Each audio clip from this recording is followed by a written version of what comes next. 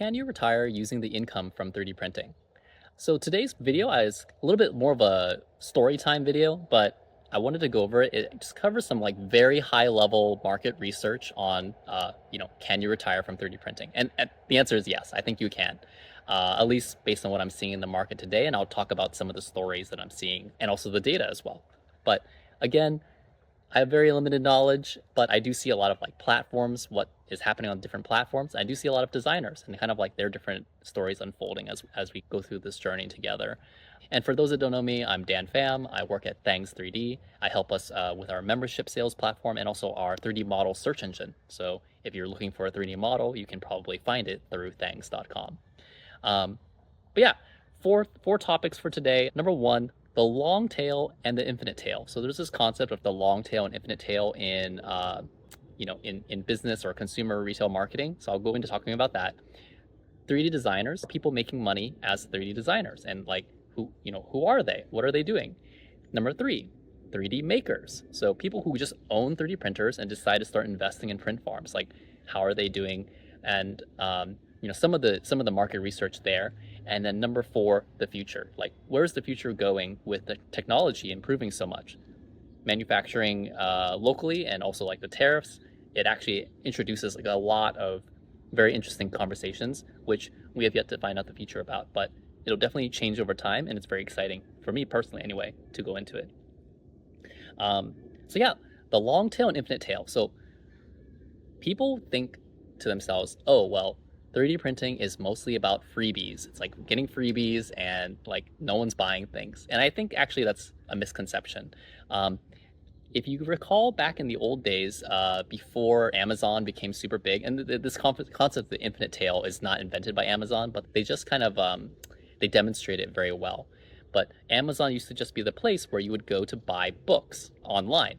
And what's very interesting is that over the years, their supply chain management, their technology, their automated SKU management, it basically allowed it so that anyone, many different stores and shops were able to produce their goods and then send it to Amazon and have it fulfilled. And so Amazon became this supplier of not just books, but any sort of like knickknack, peripheral, monitors, phones, batteries, groceries. They can actually fulfill anything at this point. And so this concept of like the infinite tail, it's very similar, in the past, businesses would have to choose. They would have to prioritize. Well, we need to only produce the top 10% or top 50% of designs, and the rest has to be fulfilled by someone else. But Amazon demonstrates this very well, where the infinite tail is now able to be fulfilled by Amazon. And similarly, in 3D printing, there is this concept of like, hey, there is an infinite amount of needs for design in the world. People have their own unique needs and desires. And now with 3D printing, those things can be manufactured, not internationally, but actually locally as well. And, not just locally, but also sustainably. There are materials which are more biodegradable friendly and things like that. And people are starting to create businesses using these value props. Hey, in the future, this will become a lot more commonplace, and people will have the desire to design things, and they'll be able to fulfill those designs, through hobbyists, but then also professional designers as well. And so it's very exciting, and I think it's going to be continuing to grow. And I'm very bullish even today, even with the tariffs and everything like that going on. Number two, 3D designers. So I'm actually not going to go into the names and things like that. You can go to a site called Graphtreon. So Graphtreon is basically, just aggregating all of the Patreons that have to do with 3D printing. And it kind of just shows you by membership count, like who's doing really well just from a, sheer membership perspective. I think what's very interesting is that you have to keep in mind, this is a community that folks are building. And so if you're a designer, you really start thinking about like, hey, I should create a Discord and create a community, because what ends up happening is that people may join for the model originally, but in the long term, they're going to stay because they want to experience and they want to have access to people who know how to use 3D printing and how to use it to accomplish their goals and share knowledge. And so that level of community of like people helping each other is like super important to develop if that's something that you're interested in doing for the long run and growing larger and growing your community bigger. So yeah, Graphtreon, check it out. It's just very interesting, and you can just hang out in some Patreons or Thangs accounts, and you'll just basically see like it's very cool. People are very chill. 3D printing industry is, it's friendly, and I think that's actually one thing that's really nice about this industry. third topic is makers. So I think this is like probably more common than people think, but it's actually also very hush hush as well. Um, there's like a person I was talking with, they're based in Canada. They posted a silly video online of like their 3D design. And what's really interesting is that like one, they got discovered through that social media post and they, went viral and it was like very fun. And what's interesting is that they ended up taking the orders from customers directly through the internet. It's just like direct, person to person. And what ended up happening is that they started investing in buying more 3D printers and more 3D printers. And now this person in Canada, it's like I think he must be like a two-person business tops. He's now bringing in $700,000 in revenue per year.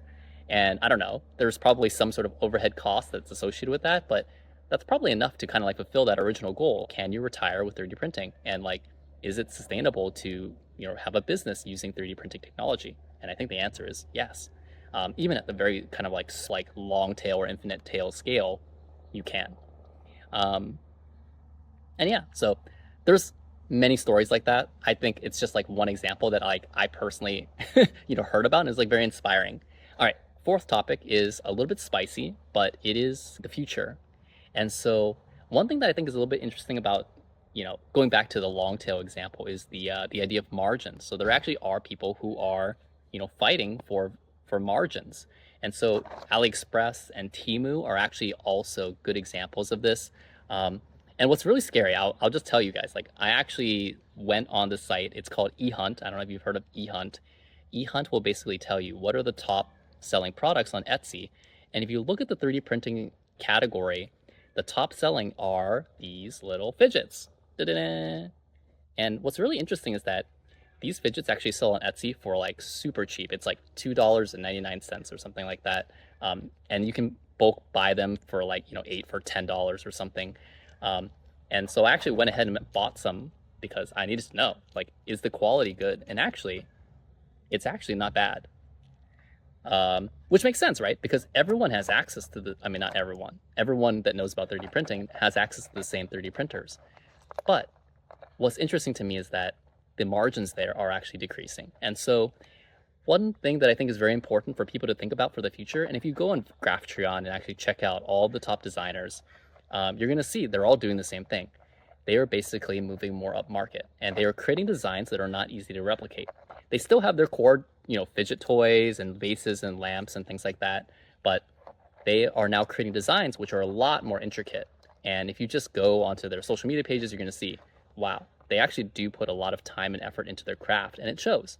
And that's why they're able to continue to grow and grow and grow, because they set the bar already very high, and now they are raising that bar very high as well. And so in the future, I do think that as the infinite tail becomes more realistic, it's very similar to YouTube or Twitch. Maybe 10 years ago, YouTube and Twitch, no one was really doing it. No one was, becoming a maker and like, offering their designs or offering print services. But now, like on YouTube, there's so many businesses. And in TikTok, it started off with dance videos, right?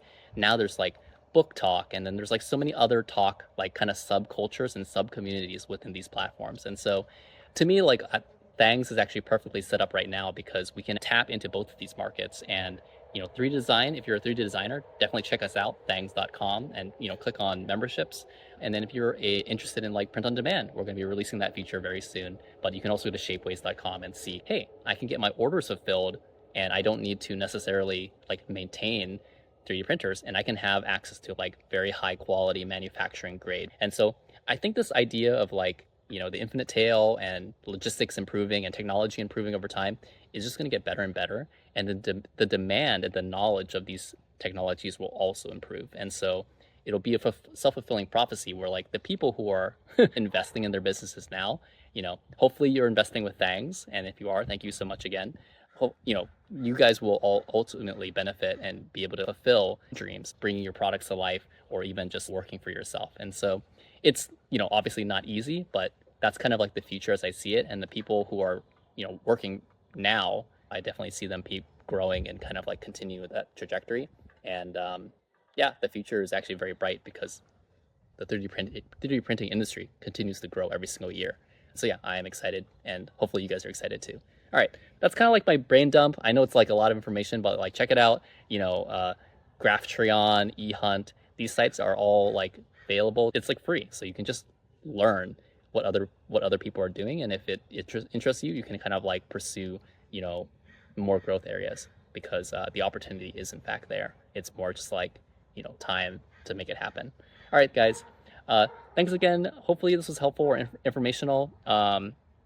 Join Discord if you haven't already. But yeah, I'll see you guys next time. All right, bye.